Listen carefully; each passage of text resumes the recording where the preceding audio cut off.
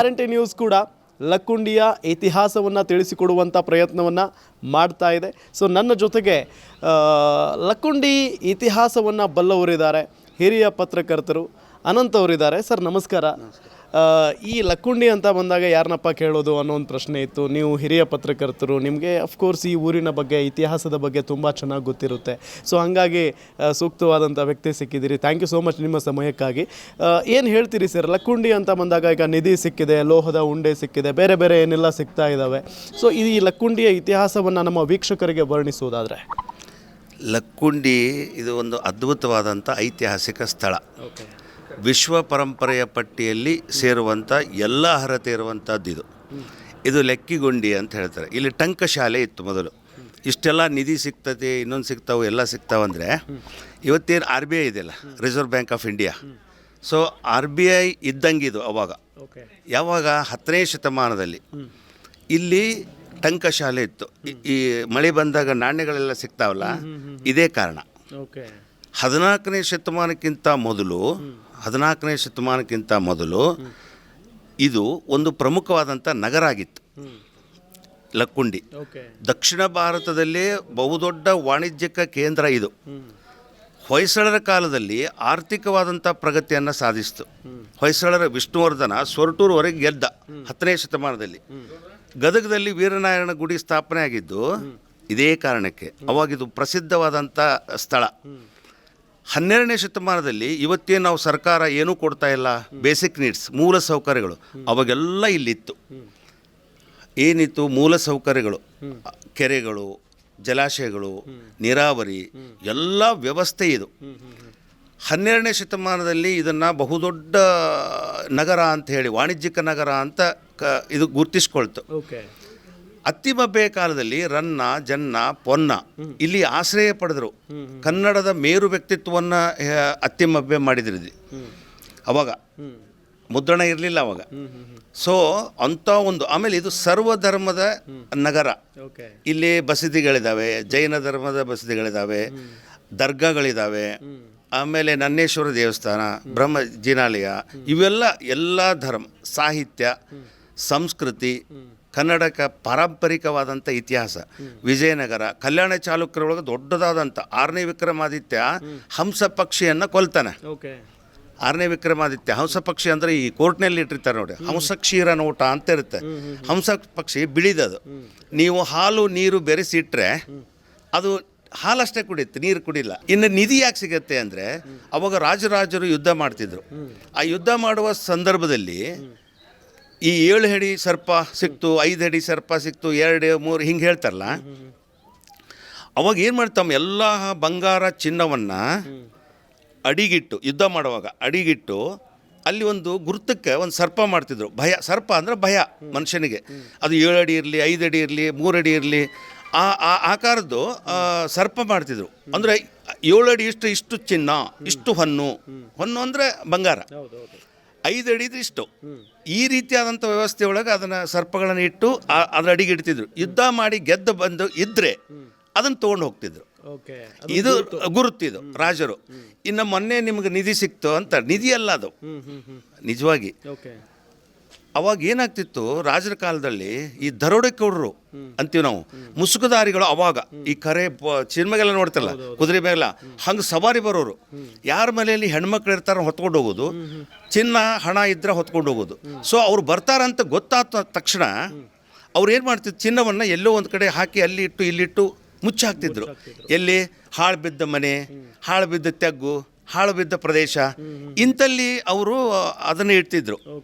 ಹೆಣ್ಣು ಮಕ್ಕಳನ್ನ ಏನು ಮಾಡ್ತಿದ್ರು, ತಮ್ಮ ಯಾರೋ ರಿಲೇಷನ್ ಮನೆಗೆ ಕಳಿಸಿಬಿಡ್ತಿದ್ರು. ಅವ್ರು ಮುಸುಕುದಾರಿ ಬಂದು ಹೋಗುವವರೆಗೆ ದಾಳಿ ಮಾಡ್ತಿದ್ರು ಅವರು.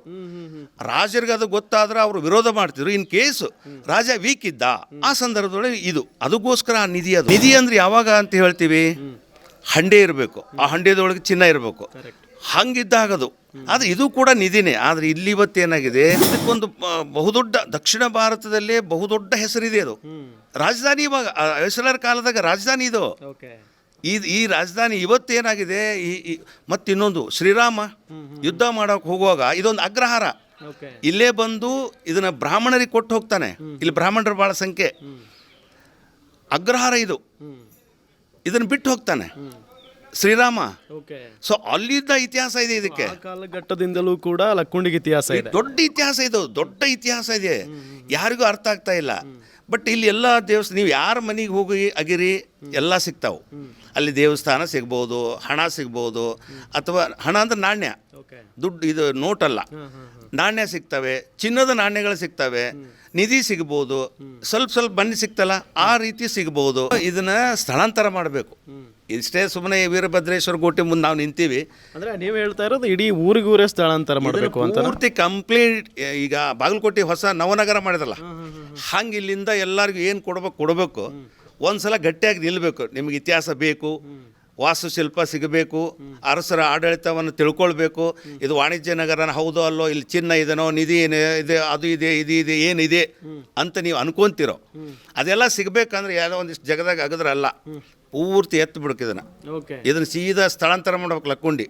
ಇವತ್ತು ನೋಡಿ ಸ್ಥಳಾಂತರ ಅಂದಿದ್ದಕ್ಕೆ ದೊಡ್ಡ ರಿಯಲ್ ಎಸ್ಟೇಟ್ ದೊಡ್ಡ ಸಿಕ್ಕಾಪಟ್ಟಿ ರೇಟ್ ಆಯ್ತು. ಈಗ ಎಕರೆಗೆ 1-2 ಎಕರೆ, 1 ಎಕರೆ 2 ಎಕರೆಗೆ 10 ಲಕ್ಷ 20 ಲಕ್ಷ ಇದೆ, ಕೋಟಿಗಟ್ಟಲೆ ಬೆಲೆ ಬಾಳು. ಹಿಂಗೆ ನೋಡಿ, ಇದು ಒಂದು ರಾಜಧಾನಿ ಅಂದರೆ ಗೊತ್ತಾಗತ್ತೆ. ಈಗ ಬಾಣಂತಿಯರ ಕೈ ಸಿಗ್ತಾವಂತಾರೆ, ಒಂದು ಎಲುಬು ಸಿಕ್ತಂದ್ರೆ ಇದು ಬಾಣಂತಿ ಕೈ ಅಂತಾರೆ. ಅದು 1 ಸಿಗ್ಬೋದು, 2 ಸಿಗ್ಬೋದು. ನಿಮ್ಗೆ ಅಸ್ಥಿ ಪಂಜರ ಸಿಗ್ತಾವಿಲ್ಲಿ, ಮೂಳೆಗಳು ಸಿಗ್ತಾವಂದರೆ ಯುದ್ಧ ಆದ ಸಂದರ್ಭದಲ್ಲಿ ಅವರೆಲ್ಲ ಸತ್ತವರು. ಅವಾಗ ಈಗ ನಂಗೆ ವ್ಯವಸ್ಥೆ ಇರಲಿಲ್ಲ, ಕಾನೂನುಗಳಿರಲಿ, ಎಳ್ಕೊಂಡು ಹೋಗೋದು, ಹಾಕೋದು, ಸುಡೋದು, ಒಂದು ಕಡೆ ಎಲ್ಲ ಬೆಂಕಿ ಹಾಕೋದು ಇರಲಿಲ್ಲ. ಅಲ್ಲೇ ಬಿಟ್ಟು ಹೋಗ್ಬಿಡೋದು. ನಾನು ಉಳಿದ್ರೆ ಸಾಕಾಗಿರ್ತಾವೆ. ಆ ರಾಜ ಹೋಗ್ಬಿಡ್ತಿದ್ದ, ಅಥವಾ ಆ ಸೈನ್ಯ ಹೋಗ್ಬಿಡ್ತಿತ್ತು, ಅವ್ರು ಅಲ್ಲೇ. ಏನಾಗ್ತಿತ್ತದು, ಮಳೆ ಬಂದು, ಗಾಳಿ ಬಂದು, ಧೂಳು ಬಂದು ಹೂತು ಹಾಕಿದ ಮೂಳೆಗಳವು. ಯುದ್ಧ ಆದ ಸಮಯದಲ್ಲಿ ಸತ್ತವ್ರವರು. ಹೌದಾ? ಸೊ ಇದು 1 ಮೂಳೆ 2 ಮೂಳೆ ಸಿಕ್ಕರೆ ಬೇರೆ, ಎಷ್ಟು ಮೂಳೆಗಳು ಸಿಗ್ತಾವಿಲ್ಲಿ. ಸೊ ಅಂದರೆ ಅದರ ಅರ್ಥ ಏನು, ಯುದ್ಧ ನಡೆದಿತ್ತು, ಯುದ್ಧದಲ್ಲಿ ಸಾವನ್ನಪ್ಪದವರವರು. ಸೊ ಹಾಗಾಗಿ ಆ ಮೂಳೆಗಳು ಏನು ಆಶ್ಚರ್ಯ ಪಡಬೇಕಾಗಿಲ್ಲ. ಇನ್ನು ವಾಮಾಚಾರ ಕೆಲವೊಂದು ಅಂತಾರೆ, ನಿಧಿ ಸಿಗಬೇಕಂತ ವಾಮಾಚಾರ ಮಾಡ್ತಾರೆ, ಕಡಿತಾರೆ, ಕೋಳಿ ಇದು ಕೊಡ್ತಾರೆ, ಅದು ಏನೋ ಬಲಿ ಕೊಡ್ತಾರೆ. ಇಲ್ಲೇನಂತದಿಲ್ಲ, ವಾಮಾಚಾರ ಇಲ್ಲ. ಏನು ಮೂಳೆ ಸಿಕ್ಕರು ಇವು ಒರಿಜಿನಲ್ಲೇ ಇವು. ಅಂದರೆ ಯುದ್ಧದೊಳಗೆ ಸತ್ತವ್ರೆ ಅವರು.